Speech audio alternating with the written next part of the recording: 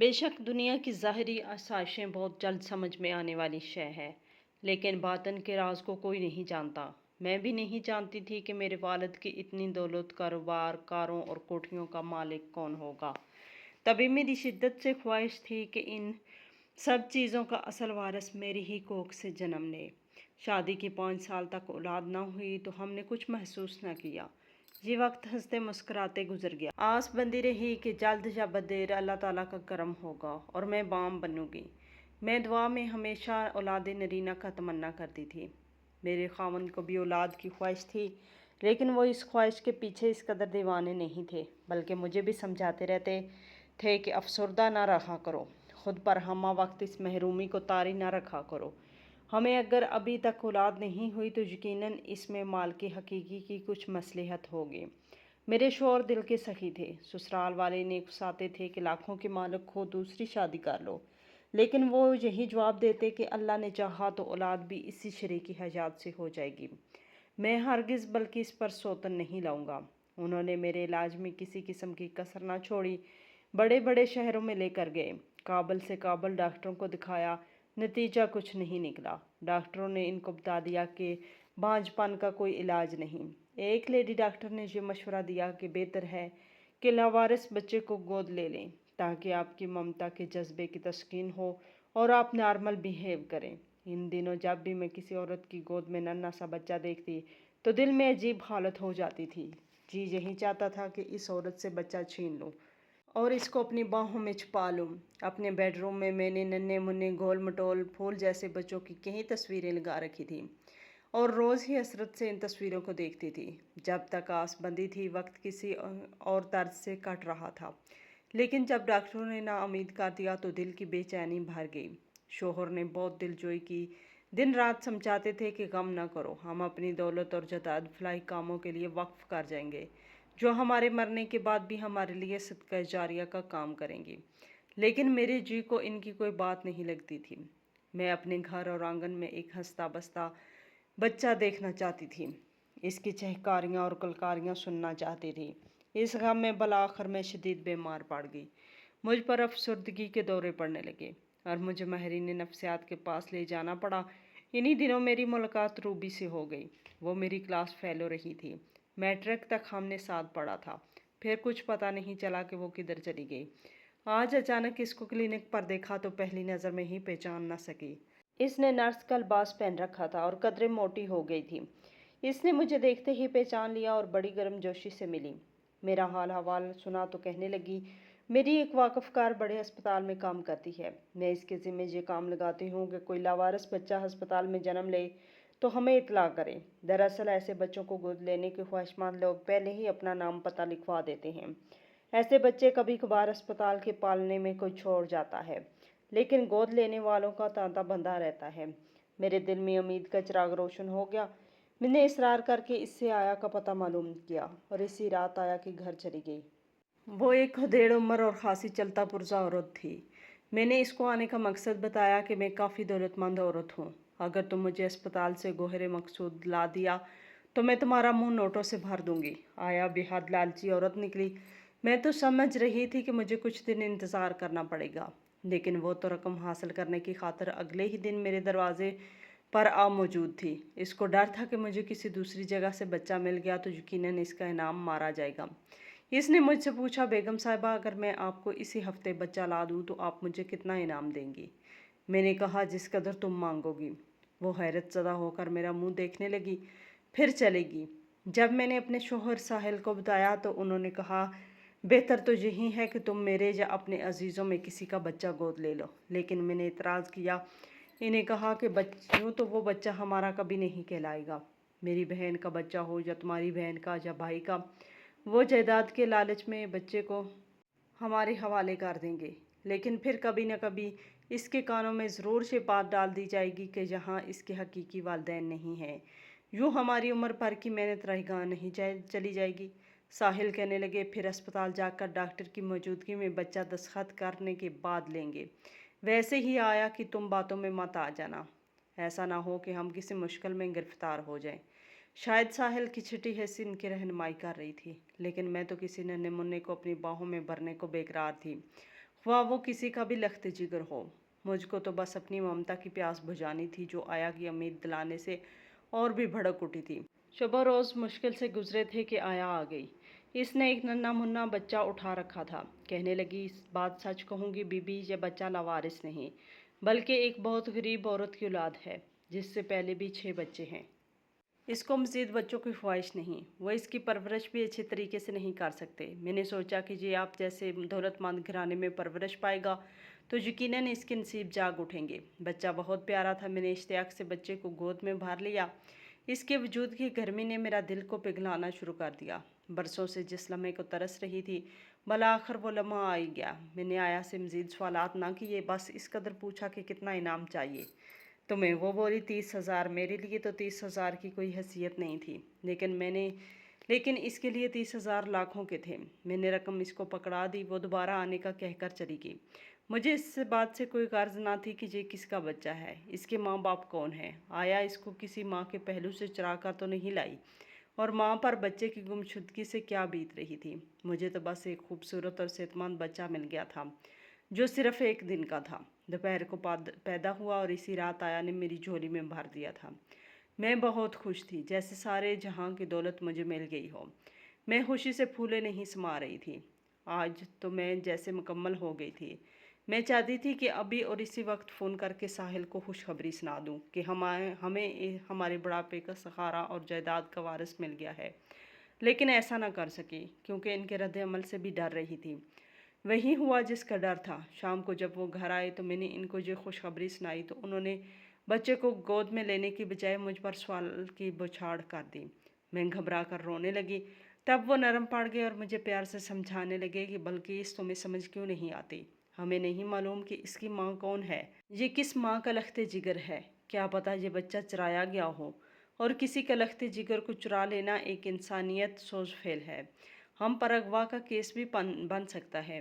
कोई खुशी से अपना दे दे तो और बात है, लेकिन अगर जी किसी ऐसे वालिदैन का बच्चा है जिनकी लाइल्मी में उठा कर लाया गया है, तो ये अजियत वाली बात है। इसके वालिदैन के दिल पर तो क़यामत गुजर जाएगी। गर्ज जिस कदर साहिल समझा सकते थे उन्होंने समझा लिया, मगर मैं बच्चे को लुटाने पर राज़ी ना हुई, बल्कि और ज़्यादा रोना धोना शुरू कर दिया। मुझे इस कदर जज्बाती देखकर वो खामोश हो गए, क्योंकि मैं पहले ही काफ़ी बीमार थी। बहरहाल उन्होंने इस कदर कहा, देखो, बल्कि इस बुरे काम का अंजाम अच्छा नहीं हो सकता। मैं तुमको जज्बाती सदमा नहीं दे सकता, लेकिन तुम्हारे इस जुर्म में मुझे जबरन शरीक होना पड़ रहा है, जिसका मुझे अफसोस है। उन्होंने हमेशा मेरी हर जिद के सामने हथियार डाले थे। इनकी खामोशी से मेरा हौसला दो चंद कर दिया। मैंने खुशी से आंसू साफ किए और इसी वक्त नन्हे मुन्ने के लिए ख़रीदारी के लिए निकल पड़ी। एक हफ्ते बाद आई और मुझे कहने लगी, बेगम साहिबा, दरअसल मैंने आपको हकीकत का से आगाह नहीं किया। मैंने आपकी खातिर जान पर खेल कर ये काम किया था। बच्चे की माँ की बुरी हालत थी। मैंने रात को बच्चा पालने से उठाया और घटड़ी की तरह बगल में दबा कर निकल गई थी। शुक्र है किसी ने तवज्जो नहीं दी थी, वरना मैं बेमौत मारी जाती। बच्चे के माँ बाप बहुत गरीब थे, वो किसी का कुछ नहीं बिगाड़ सकते थे, इसीलिए मैंने बच्चा चुराया था। सुबह 4 बजे इन्हें पता चला कि बच्चा पालने में नहीं है। बेगम साहिबा वो अभी तक अस्पताल के चक्कर ही लगा रहे हैं। साहिल की चिट्ठी सही थी, जैसा कि उन्होंने कहा था बिल्कुल वैसा ही हुआ। ये बच्चा आया ने चुराया था, वरना इतनी जल्दी किसी नामौलूद बच्चे का इंतज़ाम करना बहुत मुश्किल काम था। मैंने आया को आने जाने का खर्चा दिया और कहा कि बस अब जहाँ तुम काफ़ी दिनों तक मत आना।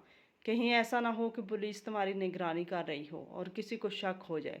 मैंने अपने मुलाजमीन से भी कह दिया था कि ये बच्चा मेरी भांजी का है, वो बीमार है इसलिए मुझे दिया है। कुछ दिन तक डरी सहमी रही, आस पड़ोस वालों को भी मशकूक न होने दिया। फिर मैंने इस बच्चे की खातिर रहाइश तब्दील कर ली और हम शहर से निस्बतन दूर नई कोठी में आ गए। कुदरत के इस हसीन तोहफे का नाम मैंने मुराद रखा था। इसकी परवरिश मैंने बहुत नाज़ो नहम से की। हकीकी माँ का प्यार दिया और साहिल ने तो हद ही कर दी। वो मर्द थे, लेकिन उन्होंने मुझसे ज़्यादा मुराद को चाहा। हत्ता कि जब वो छोटा था तभी हमने अपनी ज़िंदगी में सब कुछ इसके नाम कर दिया था, ताकि कोई भी रिश्तेदार हमारे पास जायदाद की खातिर इससे ना उलझे। कहते हैं जिन बच्चों के माँ बाप का प्यार मिले वो संवर जाते हैं। हमने इसी मकूले पर अमल किया, लेकिन हमारी फ़िक्र गलत साबित हुई। اللہ جانے اس کی تربیت میں ہم سے کیا کوتاہی ہوئی کہ ہمارے لاڈ پیار نے اسے سنوارنے کی بجائے بگاڑ کر رکھ دیا۔ اس نے FSC کے بعد پڑھائی چھوڑ دی۔ ساحل نے بہت زور لگایا لیکن صاحبزادے نے کالج کا رخ ہی نہ کیا۔ انہوں نے کہا کہ اس کو بیرونی ملک اعلیٰ تعلیم کے لیے بھجوا دیں، مگر مراد کا رجحان پڑھائی کی جانب نہ تھا۔ وہ پڑھنے سے بھاگتا تھا۔ اعلیٰ تعلیم کے لیے بیرونی ملک کیا جاتا۔ اس کے بعد وہ آوارہ گردی کرنے لگا۔ صبح کار لے کر نکل جاتا، رات گئے آتا۔ غلط قسم کے دوستوں نے اس کو سیدھے راستے سے بھٹکا دیا تھا۔ ساحل تمام دن کاروبار میں مصروف رہتے تھے، اس کی نگرانی نہیں کر سکتے تھے۔ یہ میرا فرض تھا کہ اس پر نظر رکھتی، لیکن میں اس کی کوتاہیوں کو ساحل سے چھپاتی اور ان پر پردہ ڈال دیتی۔ مبادا ساحل اس کی جیب خرچی نہ بند کر دے یا کوئی پابندی نہ لگا دے، تب میرے لاڈلے کے تیور بگڑ جاتے۔ ممکن ہے کہ وہ خفا ہو کر گھر سے ہی نکل جائے۔ وقت گزرتا رہا، کبھی ملک میں تو کبھی کاروبار کے سلسلے میں ملک سے باہر ساحل چلے جاتے اور اپنا دفتر مراد کے سپرد کر جاتے، مگر وہ ادھر توجہ ہی نہ دیتا۔ اللہ جانے اس کی کیا سرگرمیاں تھیں۔ انہی دنوں ساحل بیمار ہو گئے، کافی دن اسپتال میں رہے۔ رشتہ دار بھی بیٹے کو لے کر چہم گوئیاں کرنے لگے۔ جب تک میرے شوہر زندہ رہے، اس کے لیے کماتے رہے، اس کے لیے سوچتے رہے، حالانکہ ان کی صحت جواب دے چکی تھی۔ پھر بھی وہ 3 برس اپنی قوت ارادی سے کام کرتے رہے۔ 3 برس بعد ان کا انتقال ہو گیا اور سب کچھ مراد کے ہاتھوں میں آ گیا، مگر وہ کاروبار کی باریکیوں کو نہیں سمجھتا تھا۔ اس کو کام کا تجربہ نہیں تھا اور نہ ہی اس میں دور اندیشی تھی۔ جلد ہی سارا سرمایہ پانی کی طرح بہنے لگا۔ رفتہ رفتہ کاروبار اس کی غلط منصوبہ بندی اور لاپرواہی کی نظر ہو گیا۔ بالآخر 2 سال بعد ہم ایک بہت بڑی چلتی ہوئی فرم سے محروم ہو گئے۔ اس کے بعد تو عیاشیوں میں ہی پڑ گیا۔ اس نے خوب گلچھرے اڑائے۔ میں سمجھاتی تو مجھ سے جھگڑ پڑتا۔ کچھ ہمارے قریبی رشتہ داروں نے اس کے کان بھرے کہ وہ ہمارا حقیقی بیٹا نہیں ہے بلکہ لے پالک ہے۔ شاید وہ اس بات کا انتقام لینے پر تلا تھا۔ اس نے دن رات بازار حسن کے چکر لگانے شروع کر دیے اور بالآخر وہیں کا ہو کے رہ گیا۔ مراد ہر وقت نشے میں دھت رہنے لگا۔ مجھ کو پرانے ملازم آ کر بتاتے، میں دعائیں کرتی کہ اللہ اس کو عقل دے اور اس کو راہ راست پر لے آئے، مگر اس کو عقل نہیں آئی۔ میرے شوہر کی برسوں کی محنت اور کمائی ہوئی دولت اس نے 4 دن میں اڑا کر خود کو اور مجھے کنگال کر دیا۔ دولت کی تو اپنی شان ہوتی ہے، یہ ہو تو طمانینت رہتی ہے، انسان کو کسی کے آگے ہاتھ نہیں پھیلانا پڑتا، کسی کی محتاجی نہیں رہتی۔ لیکن دولت جانے کے غم سے زیادہ مجھے تکلیف مراد کی بے حسی، بے راہ روی اور آخر میں نشے کی عادت تھی، جس نے میرا روحانی اور قلبی سکون بھی لوٹ لیا تھا۔ ہم کوڑی کے محتاج ہو چکے تھے۔ میں رشتہ داروں کے سامنے ہاتھ پھیلانے پر مجبور ہو گئی۔ مراد کی تکلیف مجھ سے دیکھی نہیں جاتی تھی۔ جب وہ نشے کی خاطر ماہی بیاب کی طرح تڑپتا تھا۔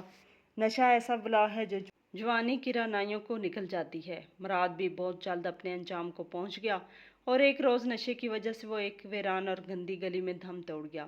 اس کے مرنے کا صدمہ میں نے کیسے سہا، یہ میں ہی جانتی ہوں۔ میں نے اس کو 1 دن کا پالا تھا۔ اس ہاتھ پر کسی ماں کا لخت جگر چھینا تھا کہ ہماری دولت اور جائیداد کا وارث ہوگا، لیکن شاید ہمارے نصیب میں اولاد کی خوشی نہ تھی، بلکہ اولاد کے روپ میں تباہی لکھی تھی، جو آ کر ہی رہی۔ اولاد ماں باپ کے بڑھاپے کا سہارا ہوتی ہے۔ اب کہ بڑھاپا 2 دھاری تلوار کی طرح مجھ پہ جھک آیا ہے، میں بے سہارا اور بے آسرا ہوں، نہ خاوند رہا، نہ جائیداد اور نہ ہی بیٹا۔ جس کی خاطر میں نے اتنے دکھ سہے، وہ خوشی بھی مجھ سے چھن گئی۔ آج میں اس نتیجے پر پہنچی ہوں کہ ضروری نہیں اولاد بڑھاپے میں کام آئے اور جائیداد کی وارث ہو۔ کبھی کبھی اولاد بڑھاپے میں ایسے ساتھ چھوڑ جاتی ہے جیسے برے وقت میں اپنا سایہ بھی انسان سے جدا ہو جاتا ہے۔ آج دولت یاد نہیں آتی، لیکن سکھ بھرے دن ضرور یاد آتے ہیں کہ بڑھاپے میں دال روٹی کی محتاجی ایک عذاب ہے۔ لیکن اس سے زیادہ دکھ اس بات کا ہے کہ مراد بھی میرے پاس نہیں ہے۔ قدرت انسان کو اس کے اعمال کی سزا دیتی ہے۔ میرے نصیب میں اولاد تھی ہی نہیں، کیونکہ قدرت جانتی تھی کہ اگر میرے ہاں اولاد ہوئی تو وہ میری اور میرے شوہر کی بربادی کا باعث بنے گی۔ لیکن انسان اللہ کی مصلحتوں کو نہیں جانتا اور اس کی رضا میں راضی نہیں ہوتا۔ اگر میں اپنے بانجھ پن اور اپنی بے اولادی کو اس وقت تقدیر کا لکھا مان لیتی، اپنے نصیب پر شاکر رہتی، تو آج میرا بڑھاپا، میری زندگی سکھ چین سے گزرتا۔ لیکن میں نے کسی کا لخت جگر جدا کر کے اپنی گود بھری تھی، اس لیے یہ خوشی مجھے راس نہیں آئی۔